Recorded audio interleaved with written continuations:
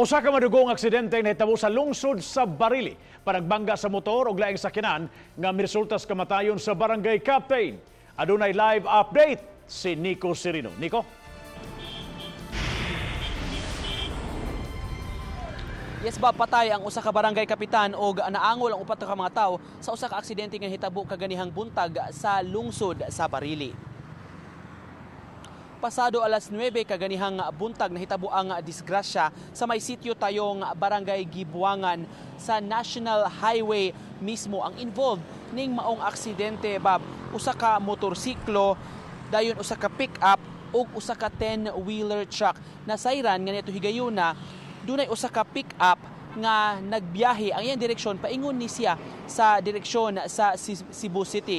Giingong kalit nga mi-overtake ang maong pick-up nga gimaneho ni Jose Rico Brose sa lain nga sakyanan ug mikawat kini sa kasugat nga lane. Wa damha nga maigo niini ang motorsiklo nga giluwanan sa upat ka mga tawo. Lakip na mismo ang barangay kapitan sa barangay Balao, Barili. Sa maong disgrasya, namatay gyud si Kapitan Heraclia Lastimosa, kapitan sa barangay Balao, ug naangol ang lakip na ang driver sa motorsiklo. Ang iyang pag-umangkon og barangay tanod nga si Rolando Rebuyas. Ingon man ang duha ka mga bata nga pag-umangkon sab ni atong barangay tanod nga giilang sila si Janelle og Jeron Rebuyas.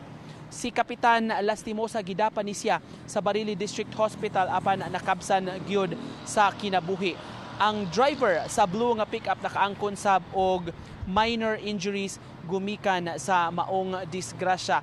Gawas sa motor nila ni Lastimosa na igo pagyod kining blue nga pick-up sa usa ka 10-wheeler truck. Hinon wara maangol ang driver o ang pahinante sa maong truck. Sa inisyal nga investigasyon sa Barili Police Station, nasayran nga ang pag-overtake yun sa blue nga pick-up ang hinungdan sa disgrasya. Gibutyag karong hapon ni Police Master Sergeant Morales, desk officer sa Barili Police Station, nga katong driver sa pick-up nga si Brose, mekaniko din siya sa usa ka bus company ug nagdali ni siya aron mo rescue sa usa sa ilang mga buses pabalik dinhi sa Cebu City. Mao nga nagdali ni siya ni atong maong disgrasya. Gidetain na karon sa Barili Police Station ang driver, samtang baguhay lang sab nga na-claim sa iyang pamilya ang patayng lawas sa mitaliwan nga kapitan sa barangay Balao.